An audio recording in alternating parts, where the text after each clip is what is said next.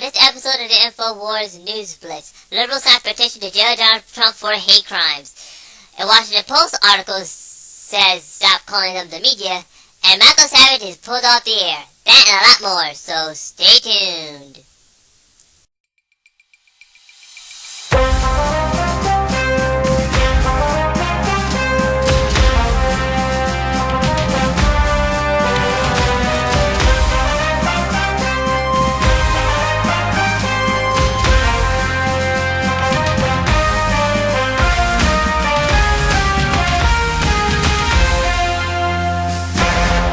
For the week of October the 3rd, 2016, this is First Talk here, and it's an article written by Paul Watson. The title is called Liberals Sign Petition to Jail Donald Trump for Hate Crimes. What the F is going on with our government? Is the subtitle. Liberals in San Diego signed a petition calling for Donald Trump to be hit with a hate crime charges and imprisonment for 10 years. Really? Seriously? And you can see the video here, folks, because I'm not going to play it. Social commentator Mark Dice told leftists that the petition would lead to the Attorney General Loretta Lynch, which is actually triggering, strip Donald Trump of his First Amendment rights and throw him in jail, and most of them eagerly agreed to sign it. Will you help us indict Donald Trump on hate crimes? Dice asked two, and one of them responds, I effing hate that man, before signing the petition. Would you like to agree that anything we can do by any means necessary to silence him? Dice asks, to which the woman responds, yeah, right, yes. The woman then follows up by stating, I don't even know whether we're going to get him in jail, but we're going to F him with our government before high-fiving Dice. Do you guys think that he has a First Amendment right or what? In today's new world order, you would think that we're going to be tolerant people criticizing people like Hillary. I don't think so. Dice tells another two men who signed a petition. The women then belligerently agree with Dice's call to imprison Trump for hate speech, and tells him England has been doing that for a long time now, so we're gonna try and bring that to America. That's awesome, one of the women replies. I'm gonna continue reading on here. However, there was another guy, he asks, he hates F the Donald Trump song. Basically, there was a song called F the Donald Trump song, basically all that other stuff, but one of his friends that wouldn't say that he actually knows a little bit about the First Amendment. Basically, just look at it right there, folks. We're in trouble. These people are dangerous. They will put people in jail if they have to. There's no denying it now. We're in a lot of trouble. And these guys will literally put everybody in prison if they have to. Okay, folks, this is the second article here, and it's an article written by the Washington Post. If I said Times in my intro, then I'm terribly sorry. The title is called, Please, dear readers, please stop calling us the mainstream media. And it's written by Paul Fairling. To everyone. Well, I'm just gonna start reading. Folks, I know a lot you don't like the people who work here in my chosen profession, the news business. I'm aware that we think we're lazy and unfair. Yes, I get your emails and tweets on the topic. A few thousand of them. Of course, I disagree with you. I know a lot of fine people in the news, gathering, arts, and sciences, but that's not why I'm writing. I am writing because I have a request. Please stop calling us the media. Yes, in some cases we are the media, but we are not that in a blunt way in use of the phrase. So it's imprecise and generic that has lost any meaning. It's, how would you put it, lazy and unfair. Considering the hundreds of broadcast and cable TV networks and thousands of other social networking, thousands of local TV stations, a few thousand magazines and newspapers, several thousand radio stations, and roughly gazillion websites, blogs, newspapers, and podcasts. There's also Twitter, Facebook, Snapchat, Instagram, and who knows what else, what new digital thing. All these collectively now constitute the media. But this vast array of news and information, from the New York Times to rubber and plastic news, helps define what's wrong with referring to the media. Indeed, we are tens of thousands of making millions of individual decisions about how we portray the world and how we criticize it. We all again don't agree on how to frame a candidate or an issue or last night's ballgame. And here's on that subject. Well, this is a way to get along with your readers, what you have left. Please stop calling us the media. Yes, in some sense, we are the media. Oh, well, now it's doublethink. There is no media. It doesn't exist, but don't call us that. But yes, in some sense, we are the media. Yes, you heard me. This is directly out of the Ministry of Truth, 1984. This is how you create illogical mental illness in the population. You wonder why our kids are so screwed up? They're under all this right now. Yes, in some sense, we are the media, but not in the blunt way you use the phrase. It's so imprecise. Oh, see, you are imprecise. You are small-minded. You are little. It's so imprecise and generic. Oh, I see. Oh, it's generic. Oh, it's kind of racist then. That it has lost any meaning. It's, how would you put this? Lazy and unfair. So see, you're imprecise, you're lazy, you're unfair for just calling the big mainstream establishment that are so lockstep, you've blown what little bit of credibility you may have had left, 6%. You're running out that last fumes of gas.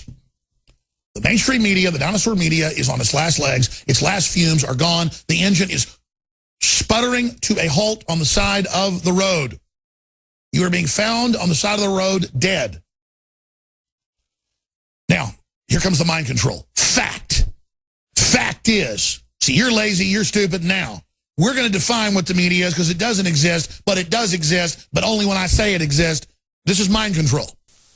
Okay, thank you. You see, you're burning out the last few fumes in your gas tank and whatever's left in the engine. Nobody trusts you morons. Get it through your head. You're nothing but liars. You are dishonorable.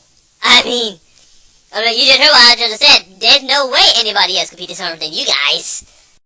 Okay, folks, we're at the end of the line here, so this is the last one today here, and this is an article written by The Last Refuge.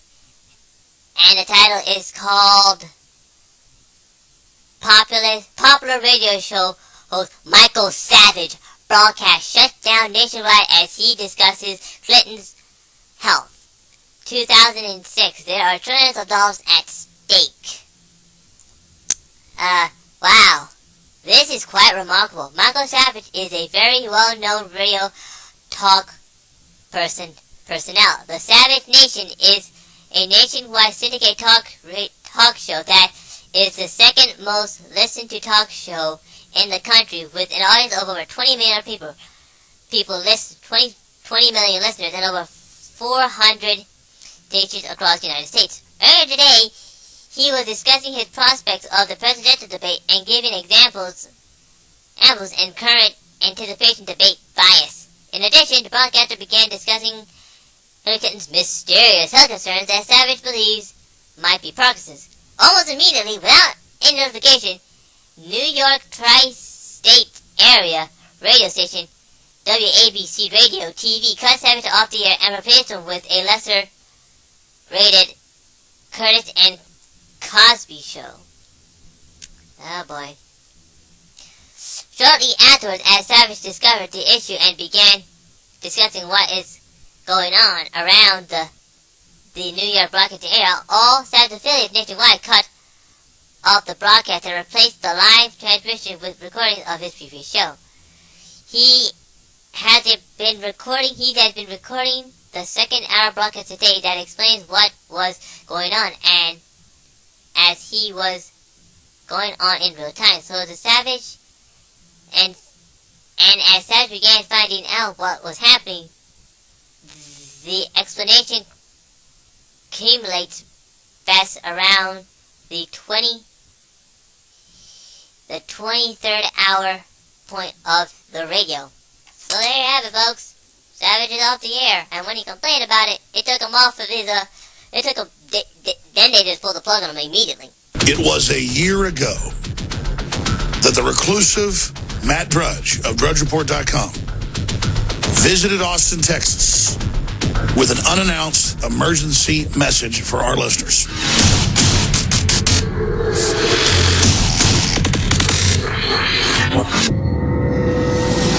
I had a Supreme Court justice tell me to my face, it's over for me. I said, Matt, it's over for you. They've got the votes now to enforce copyright law. You're out of there. They're going to make it so headlines, you can't even use headlines. To have a Supreme Court justice say that to my face, that it's over. They've got the votes, which means time is limited. Time is not forever. How many more moons and sunrises will you see in your life? Rise and fall. There's not that many. It's a small amount. So for people to be saying with this attitude, oh, I'll get on with my life and my greatness sometime. No, you can't. We're being enslaved now, and that's it. Under the TPP, they admit you can't put a headline to the New York Times. You're sending massive traffic to them. They're claiming you're taking their words. This is insane. And you had the Justice Stephen Breyer said we need to look at a global law now. Remember just recently. Getting it lined up with it. So they're getting ready for these decisions to come. You thought Obamacare was shocking. You thought some of these other decisions were shocking. Wait until these copyright laws work their way up and the Supreme Court decides you cannot have a website with news headlines linking across the board. In just 4 days, the domain registry system and the internet IP address program will be handed over to a multinational consortium headed up by the United Nations and the Communist Chinese. The Communist Chinese are the biggest censors in the world and execute people that peacefully practice Buddhism. And this is who Facebook and Google and Twitter and Apple and others are working with. This is the new consortium that will decide the future rules of the internet. Because whether it's China or areas in Africa, more and more poor people are now getting on the internet in these countries, and those nations are finding it near impossible to completely censor that information. So, you see, everything's ramping up right now, and I'm looking outside, of course, just so my dad is still here. Sorry. Basically, now you're starting to see the censure kick in. I mean, it's already, like what, past October 1st already, and they're pretty much moving in now. I mean, they're letting us all know we're coming for your butts, okay? We're not gonna be online forever, and neither will I. So please support we need to support Alex Jones and anybody else that's basically spreading the truth out.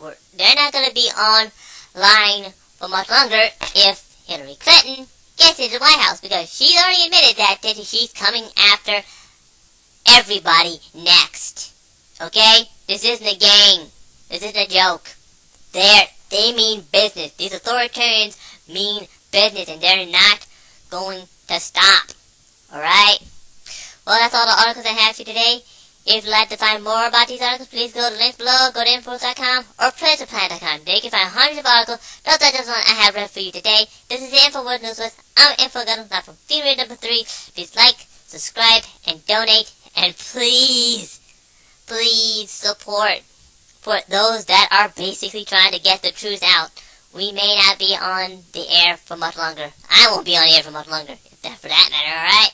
Bye.